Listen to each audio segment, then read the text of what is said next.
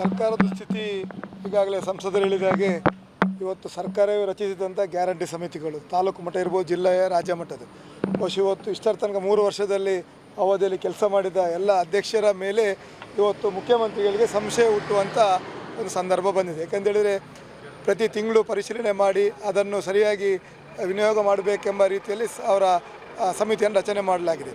ಆದರೆ ಇವತ್ತು ಒಂದು ಕಣ್ಣಿಗೆ ಬೆಣ್ಣೆ ಒಂದು ಕಣ್ಣಿಗೆ ಸುಣ್ಣ ಹಚ್ಚುವಂಥ ಕೆಲಸ ಇವತ್ತು ಡಿ ಕೆ ಶಿವಕುಮಾರ್ ಅವರು ಮುಖ್ಯಮಂತ್ರಿ ಆದ ನಂತರ ಮಾಡ್ತಿದ್ದಾರೆ. ಇವತ್ತು ಮತ್ತೊಮ್ಮೆ ಪರಿಶೀಲನೆ ಮಾಡ್ತೇವೆ, ಮತ್ತೊಮ್ಮೆ ದಾಖಲೆಗಳ ನಿಯಮಾವಳಿಗಳನ್ನು ತೆಗ್ತೇವೆ ಅಂತ ಒಂದು ಹೊಸ ರೂಪವನ್ನು ತರ್ತಾರೆ. ಒಟ್ಟಾರೆ 2 ವರ್ಷ ಇದೇ ರೀತಿ ಅಲ್ಲಸಲ್ಲದ ಈ ಕಾನೂನನ್ನು ತರುವ ಮೂಲಕ ಆ ಗೃಹಲಕ್ಷ್ಮಿ ಇರ್ಬೋದು, ಆ ಗ್ಯಾರಂಟಿ ಯೋಜನೆಯ ಫಲಾನುಭವಿಗಳನ್ನು ದಾರಿಗೆ ತಳ್ಳುವಂಥ ಕೆಲಸ ಆಗ್ತದೆ. ಒಟ್ಟಾರೆ ಆದರೆ ಗ್ಯಾರಂಟಿ ಇವತ್ತು ಸರ್ಕಾರಿ ದಿವಾಳಿಯಾಗಿದೆ.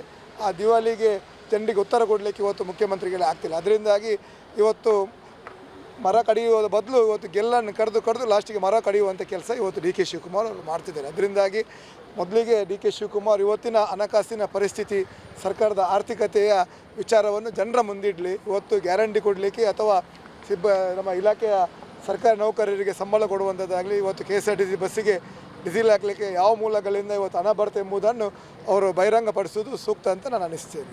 ಮತ್ತೊಂದು ಡಿ ಕೆ ಶಿವಕುಮಾರ್ ಹೇಳಿದರು, ಸರ್ಕಾರಿ ಕೆಲಸಕ್ಕೆ 10 ಗಂಟೆಗೆ ಖಾಯಮಾಗಿ ಇರಬೇಕನ್ನುವಂಥದ್ದು. ನೋಡಿ, ಡಿ ಕೆ ಶಿ ಅವರು ಭಾಳ ಅನುಭವಿ ಅಂತ ನಾವು ಎನಿಸ್ತೇವೆ. ಸರ್ಕಾರದ ನಿಯಮಾವಳಿ ಪ್ರಕಾರವೇ ಈ ಹಿಂದೆಯೂ ಕೂಡ ನಾನು ಹುಟ್ಟಿ ನನಗೆ ಬುದ್ಧಿ ಬಂದ ಸಂದರ್ಭದಲ್ಲಿ ಸರ್ಕಾರಿ ಇಲಾಖೆಯ ಸಮಯ ಬೆಳಿಗ್ಗೆ 10ರಿಂದ ಸಾಯಂಕಾಲ 5 ತನಕ ಉಂಟು.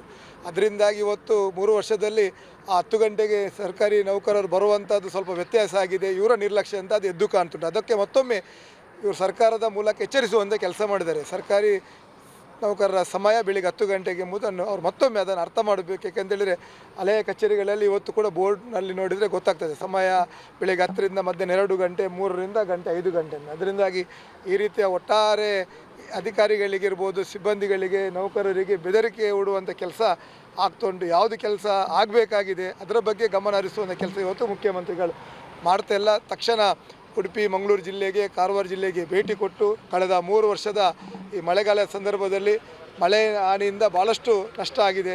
ಇವತ್ತಿನ ತನಕ ₹1 ಬಿಡುಗಡೆ ಆಗಲಿಲ್ಲ. ಅದರಿಂದಾಗಿ ಮಾನ್ಯ ಮುಖ್ಯಮಂತ್ರಿಗಳು ಈ 3 ವರ್ಷದ ಅವಧಿಯಲ್ಲಿ ಹಾನಿಯಾದ ಎಷ್ಟು ಮೊತ್ತ ಪರಿಹಾರವನ್ನು ಈಗಾಗಲೇ ಸರ್ಕಾರ ನಮ್ಮ ಜಿಲ್ಲಾಧಿಕಾರಿಗಳು ಪ್ರಸ್ತಾವನೆ ಸಲ್ಲಿಸಿದ್ದಾರೆ. ಆ ಪ್ರಸ್ತಾವನೆ ಸಲ್ಲಿಸಿದ ಮೊತ್ತವನ್ನು ತಕ್ಷಣ ಬಿಡುಗಡೆ ಮಾಡಿ ಉಡುಪಿಗೆ ಬರಲಿ, ನಾವು ಅವರನ್ನು ಸ್ವಾಗತಿಸ್ತೇವೆ.